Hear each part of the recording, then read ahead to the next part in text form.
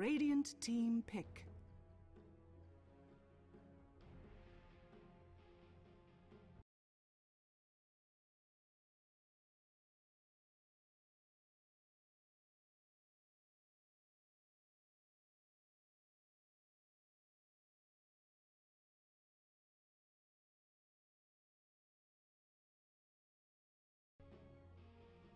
Ten seconds remaining. 5 seconds remaining.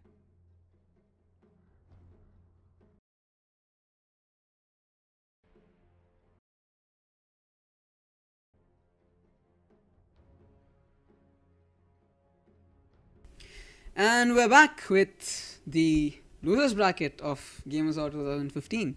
This is Nazo with Arun on the casting couch, and we're slightly delayed into the draft since we've had some technical issues. I hope you guys are seeing this at 480p because we want everyone to have access to the stream. So, Team ban. well, we've had our prayers answered. We've got an Undying pick. Yeah. Arun's really happy because he's been looking forward to seeing an Undying. The hero has been banned in the first phase by all teams this tournament so far. And 10 seconds Spectre was the first pick by Armed Forces, which really doesn't seem too much of a giveaway, since you have to pick a carry eventually, and you want the best carry in the game. And as far as the games I've seen, Spectre has a 100% win rate. Arun said he noticed that there was a Spectre doing not too well in a losers bracket game, but from what I've seen so far, 100% win rate on this hero. But this is not particularly the easiest lane to play Spectre in. So we've got the Spectre, Lion, Witch Doctor tri-lane going against potentially an extremely painful aggressive tri-lane from the Undying Ogre Magi. So there's also a Queen of Pain who could not necessarily be mid, Venomancer mid, and a Queen of Pain harassing that Spectre and forcing her to 10 seconds concede. remaining. So let's see what happens. Let's have a look at the bans. We've got Winter Wyvern, 5 Gyrocopter, seconds remaining. Templar Assassin, Darkseer, and Phoenix banned out by TAO. It seems that they haven't worried too much Reserve about their time. bans. They're just banning out the usual heroes that they feel are strong in this Dire patch. team pick. And Armed Forces have banned out Tusk in the first stage, and well, I can't see them anymore. Anyway, we've got Undying, Queen of Pain, Ogre Magi, Venomancer, and Clinks versus Spectre, Lion, Invoker, Witch Doctor, and Lina. So we've been having this question of why is Undying being banned every match? I think we'll know this. This game will tell us why, probably. Prepare What do you for think? battle. Potentially, as I've said, once again, we are against Spectre. Yeah. So when Spectre's playing, you don't know what's going to happen. There's a boss.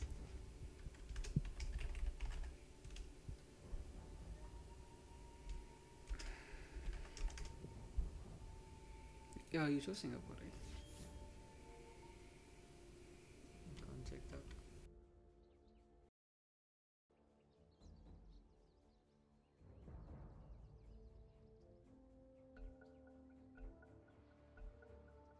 that. Alright.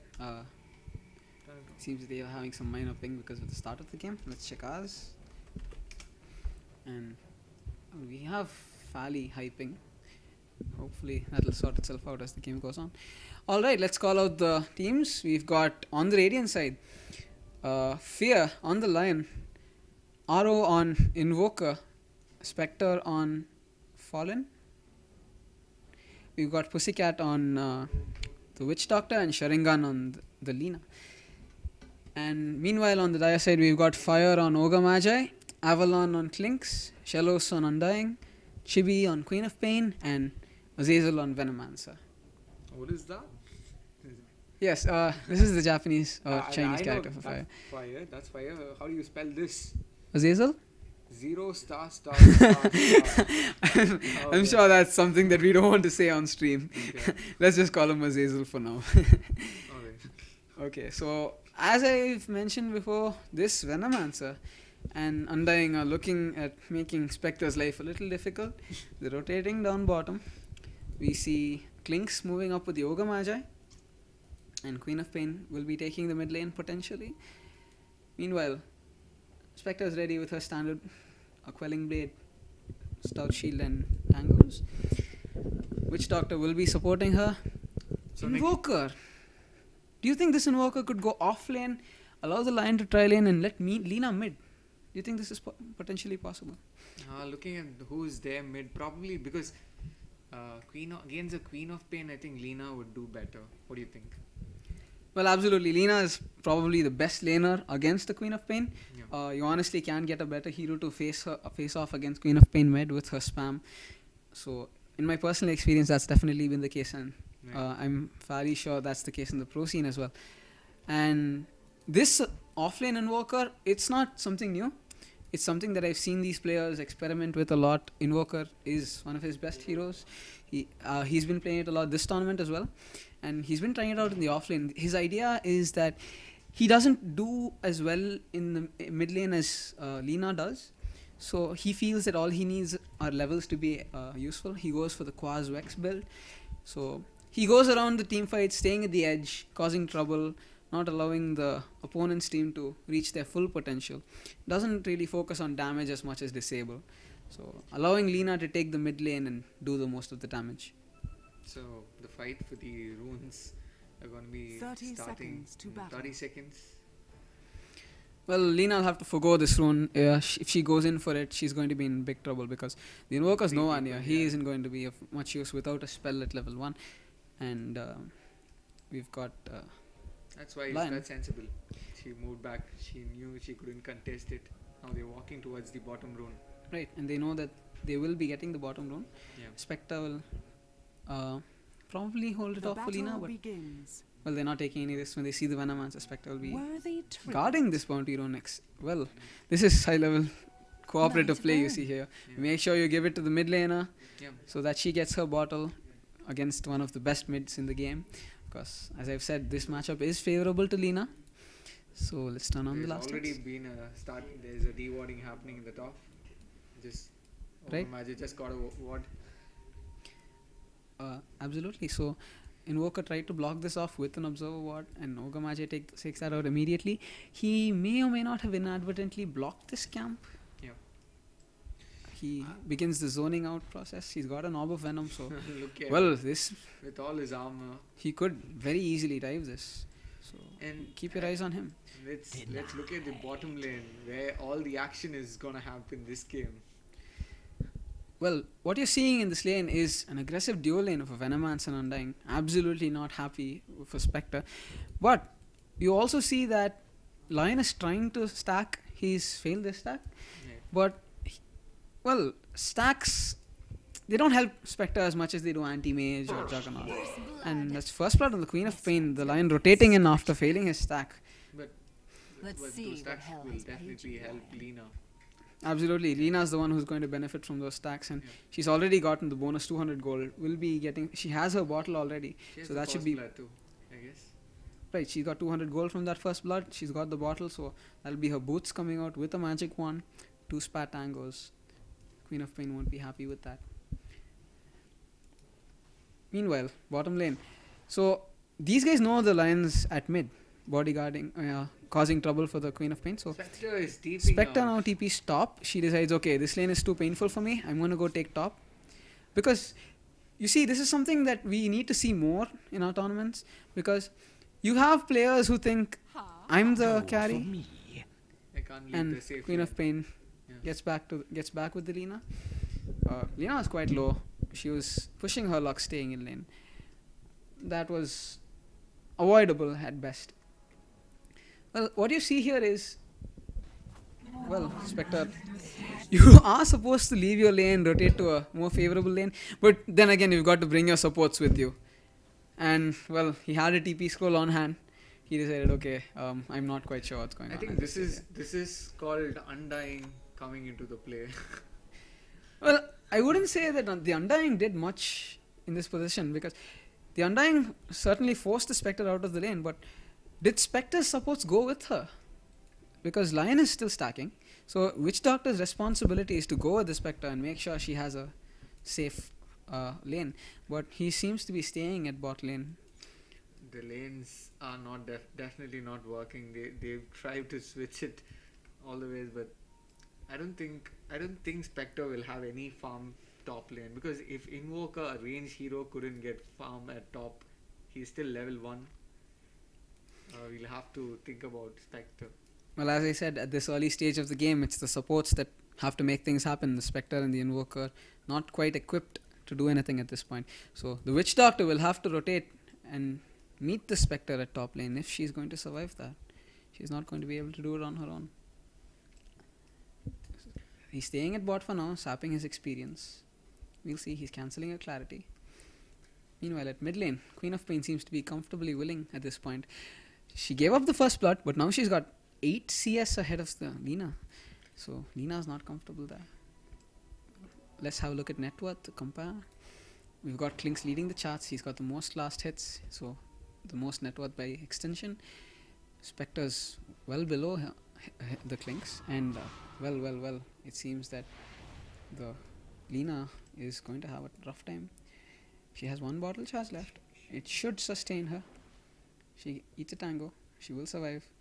And there's 10 seconds to a rune. 15 seconds approximately. I think they are losing all their lanes. Well, Spectre seems to have gotten something off. And this is what I was talking about. You see, this Witch Doctor rotating top, he gets off the kill on the Ogre Magi. He pushes the Klinks out of the lane. If the Lion was there as well, they would have taken over this lane. So this is what I was talking about. Early game, you want your supports to be there for you. You want them to do things. And meanwhile, Invoker says, okay, I don't mind, and then he suddenly just gets dived. There's a tombstone coming out. Gale is exceptionally strong. And right, and it wasn't just the Undying, it was the Venomancer. You see, the Gale is something that at this stage of the game is something you should be terrified of, and well, Invoker, he didn't respect it enough, I guess. So, well, for Dire, this bot lane is completely won. They forced Spectre out. Invoker came in to replace her. They forced him out. There was poison wars everywhere. The tower will be falling momentarily. So this aggressive dual lane has really worked out in Dire's favor. Meanwhile, at top lane, we've got both the supports rotating in, doing what they're supposed to be doing, helping the Spectre hold her own. Radiant's bottom tower has fallen. So she's starting to climb. Let's have a look at the last hits. So she's moved up a bit. She's got 13. Klink still has a 10 CS lead, but and this is something else that the supports should be working on. You see, they're zoning out the Klinks, but he's already invisible, and their positioning, if instead of being positioned here, if they were around here, they'd be throwing out their ranged attacks on this melee support and forcing him out of the lane. So this sort of positioning really hurts them. And meanwhile at bot lane, these guys aren't stopping. They're just pushing all the way. They're saying, we're early game heroes. We're an Undying and a Venomancer. Why should we stop pushing? You guys are going to have to either push somewhere else or come and stop our push, neither of which you can do. So we're just going to keep pushing. You might have a Lina rotating bot, or is she going for the rune? And well, Queen of Pain has probably intimated that Lina has left the lane. So Venomancer drops a preemptive ward, an excellent ward. This is what I call the Illuminati ward, because as you can see, it gives 3-way vision and it's got an eye in the center. So it's the Illuminati ward. And it's illuminating their paths perfectly. They've spotted Lina coming this way. Right. And here comes a pause from the... You got pause from the Spectre, and Lion's disconnected. Okay. We've had plenty of disconnection issues. He's back now. And this dive is being cut short by the fact that they've seen the Lina rotate in. And the Illuminati ward, it's doing its work. So, we'll see. You think they should back, right? Absolutely, they can't go in with this. They have the tombstone, but they should Of course, the Invoker isn't just going to run. He's going to turn around, use his tornado. Okay, so, they may be punished for this. But they do drop the tombstone. And he uses Ghost Walk. Is moving this way. Let's see what happens. And teleport comes in from Lion. Will they pay for this? Oh, it comes from Spectre. And well, Venomancer, he's in behind enemy lines right now. And he uses a Gale and turns. And the Undying walks in. The Queen of Pain is rotated in. And that Scream of Pain does a huge amount of damage at this early point of the game. And well, that Queen of Pain was left alone. No one was dealing with her. She just got her levels, came back and screamed at everyone. Like, what are you doing here? So, well, that level 4 Scream of Pain is forcing the Radiant out. And this is how you deal with the Spectre. I think this is one more tower. Radiant's Yes, and bottom they can tower actually is go all under the way attack. to racks with this, because how is Radiant going to deal with them? Have they got the necessary tools to deal with this? Because Witch Doctor doesn't have his ultimate, which is something you could use for base defense. You'll have to bring all 5 heroes back just to defend this tier 3 tower at 7 minutes into the game. And that's what Undying and Venomancer as a dual lane can do. So first picking Spectre, perhaps not quite if you aren't ready to bring up the support that it requires. So this shows a little glimpse of what Undying can do if you let the opponent team pick him. Right, and in fact, as I was saying, this isn't just the Undying. This is the Undying With against the- a Spectre Yeah. who... Who is really bad in the early game. Right, and as I was saying, the reason Undying was starting to win so much this patch was because of Spectre's popularity, because he is possibly the best counter against Spectre. The win rates say so, at least. The win rates say Undying is the hero that does best against Spectre. In fact, do you want to take a guess at who the second best hero against Spectre is, according to just the numbers? Some tanky hero early game who shuts down Spectre. Okay, let me go with Axe maybe. It turns out to be Chen, because what a good Chen can do. Yeah, and Lina gets blown up by the ogre who didn't even have to break his invisibility, and he still has a mango. This is what's winning them the game, the mango. He's got a mango, and until he's used it, they're gonna have the advantage. Say, tell me this, how is Chen shutting down? Right, a good Chen player can actually start to do exactly what Venomancer and Undying demonstrated in this bot lane. At Just least in the early force game. down 2 lanes before the 8-minute mark. And when Chen comes out and starts doing that to your Spectre, how do you retaliate? Right. So, by the numbers at least, Chen does really well against Spectre, but of course, finding a good Chen player is quite the task. And Lion gets caught out. He thinks this point behind the tower is safe. Well, not when you have a Queen of Pain. She's going to blink all the way here. And so you don't. This is something that happens a lot when you have good players, but they're not experienced. So they know they're supposed to hang back, and they do hang back, but they think the tower is safe. Here comes the tombstone. Dropped, and I think there's going to be more kills. And this is what I was talking about. They think the tower is safe. The tower doesn't do anything for you. Oh, that was actually brilliant. That's the Right. only way she could survive. Yep. She did it. Very narrow. Sharingan. Well, he's going to need to pull something out of a hat to save this game. Radiant's This is middle tower swinging is widely under in attack. Dire's favor so far. That's almost a 10,000 goal swing. And it's only 9 minutes into the game, 10 minutes now. And that's tier one one. more tower. Radiant's middle tower has See fallen. the top lane. Meanwhile, Klinks is at 56 CS, happily farming away. Nothing to stop him really. Let's have a look at the net worths. Klinks in, well, 4 heroes on the top of the net worth chain. Even the Venomancer is ahead of the Spectre at this point. So you only see the Ogre Magi below the first and second positions of the Radiant. So this is difficult for Radiant. Again, this is a case of a sheer outdraft. You aren't seeing anything. Oh, the courier is going down. That is really narrow. 3 HP left on the courier. And the tombstone comes out. Lina is under fire. Spectre TP's out, but really that's not what you want to be doing at this point. And she's haunting right back in. Lina's already fallen. And the haunt was wasted. Radiant's Tombstone's middle still tower down. is under attack. Well, again, as I was saying, the Dire haven't actually had anything specific to do in terms of gameplay. The Lina outplayed the Cop outplayed the Lina, and that was it in terms of Radiant's pure top skill. tower is under This attack. is a case of strategical defeat for the Radiant. So you see, well, they're forced to 5-man behind their tier 2 at 11 minutes, and Spectre doesn't have nearly enough Radiant's to top deal with tower this. has She needs fallen. at least the Vanguard. And at this point, most of the Spectres in our tournament have had much more. And there's a Gale coming out onto Spectre. So this is what you do. Ogre Magi does fall, At least we learned this in this draft. right? So you go early, And, you well, shut him down. You Spectre's been In the taken game. out by the Queen of Pain. Radiant's middle And tower the Sonic is Wave under comes out from a attack. perfect angle. And, well, she gets both the Invoker and the Lina. And Well, this is stepping out of bounds once again. As I mentioned before, this tower, this is only a symbol on the map at this point. These heroes can easily walk past this tower. Radiant's top tower So, is under attack. well, that's something they have to keep in mind.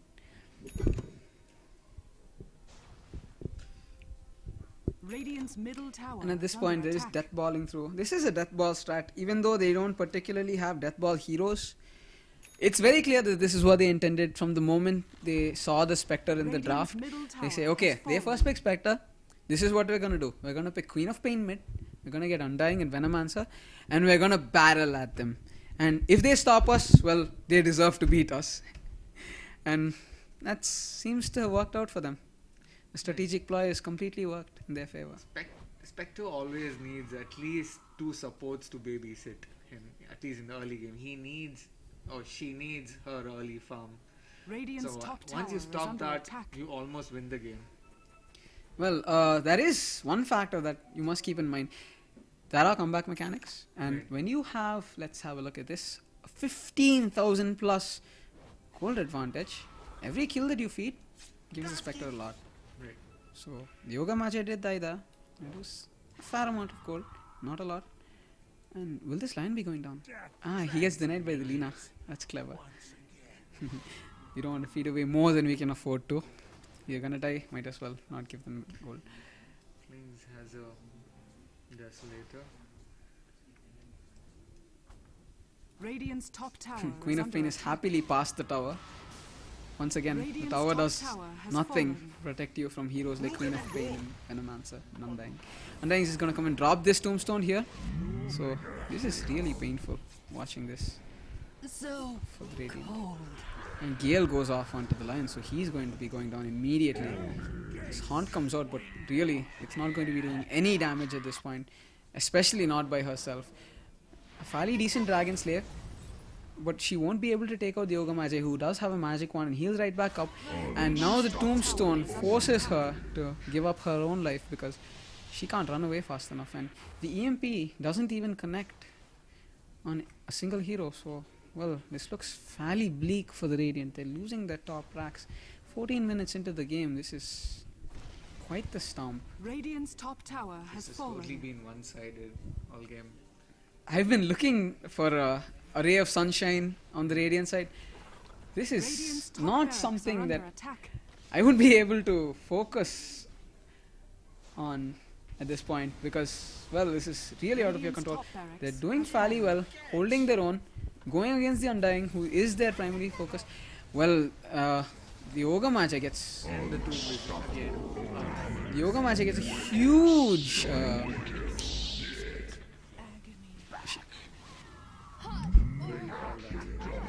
multicast off on the on the Spectre along with the Maledict, which just makes her evaporate. And then the Witch Doctor does his best with his Death Ward, Radiant but structures really it are doesn't serve it fortified. to be enough. They're all ahead in experience.